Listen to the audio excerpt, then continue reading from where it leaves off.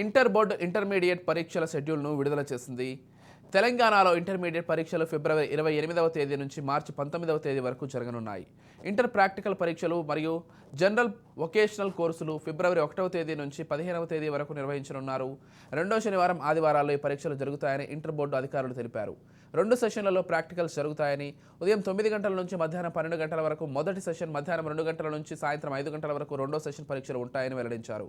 Inter first year విద్యార్థులకు English practical పరీక్ష ఫిబ్రవరి 16వ తేదీన ఉంటుందని వెల్లడించారు.